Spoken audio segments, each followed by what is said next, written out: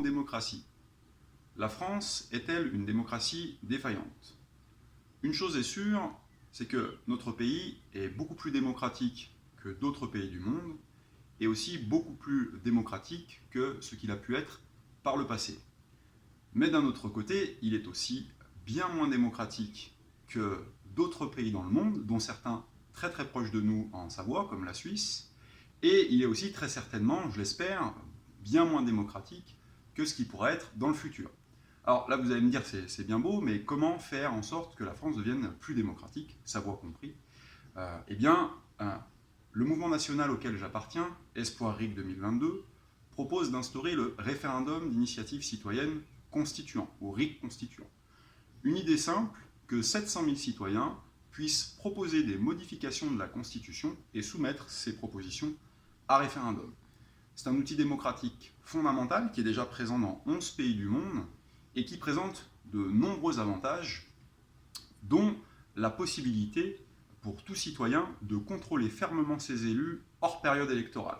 Alors comment ça marche concrètement, ce mécanisme de contrôle des élus?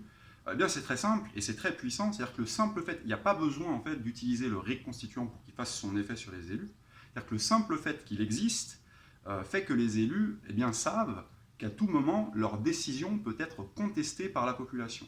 Et en fait, on le voit dans les pays comme la Suisse où le RIC constituant fonctionne bien et est régulièrement utilisé, les élus se comportent de manière très différente de nos élus en France, avec des décisions qui sont beaucoup plus dans le souci des préoccupations de la population et au service de la population, en opposition à des intérêts qui seraient purement électoraux ou carriéristes.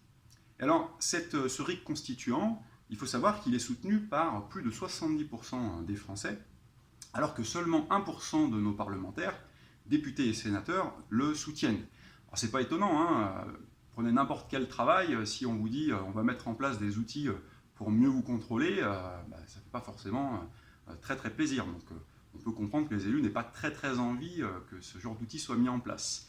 Mais quand même, grâce à ces 1%, on a quand même quelques parlementaires qui ont eu le courage d'enregistrer une proposition de loi sur le RIC constituant à l'Assemblée nationale en octobre 2021.